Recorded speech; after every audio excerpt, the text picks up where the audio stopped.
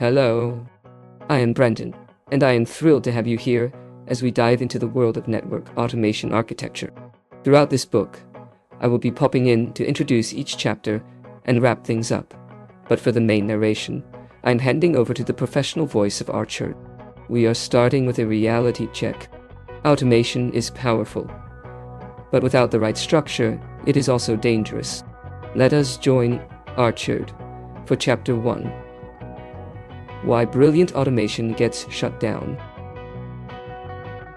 Chapter 1: Why brilliant automation gets shut down and how to prevent it. Automation doesn't fail because the technology breaks. It fails because organizations can't accept it. The predictable disaster. A telecommunications company built automation that worked brilliantly. It could update network equipment in minutes instead of hours. Errors dropped to nearly zero. Leadership was thrilled. They approved the budget and rolled it out.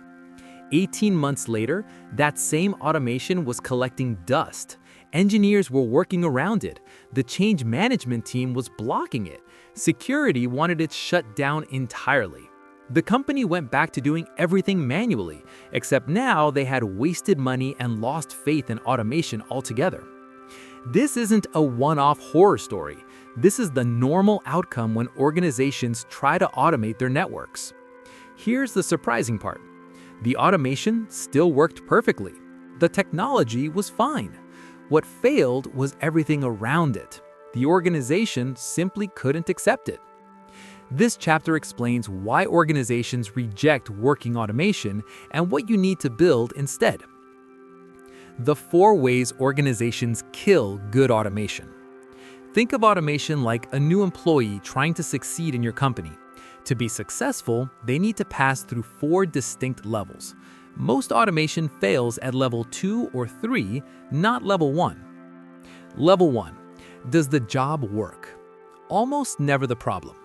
This is where everyone focuses their energy. Can the automation actually configure the router? Can it update the firewall?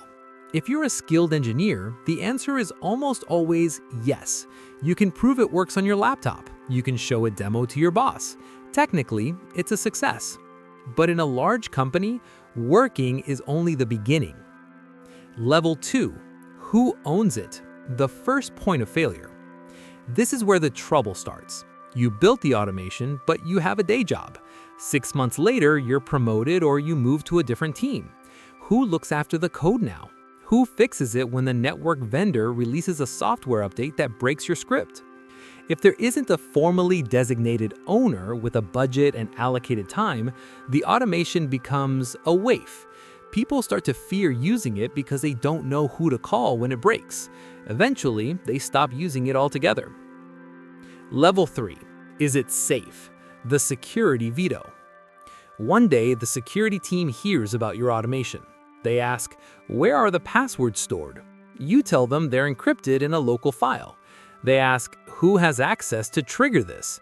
You say, anyone with the script. The security team immediately sees a massive risk. They see a tool that can change the entire network in seconds with almost no oversight. They don't care how much time it saves. They care that it's a black box they can't control. They exercise their veto and the project is shut down. Building for acceptance, not just execution. To succeed, your automation architecture must address all 4 levels from day 1. You aren't just writing code, you're building an organizational capability. This means your architecture must address ownership, governance, integration with change management so every action is authorized, security, centralized vaulted access that the security team trusts, and safe failure. Environment where you can test changes safely before they touch the real world. Quick health check. Ask yourself these questions honestly. Ownership. Is there a formally designated owner? Do they have allocated time and budget? Would it survive if they left tomorrow? Governance. Does it integrate with your change management system? Can you prove who requested, approved, and executed each change? Do you have tested rollback procedures? Security.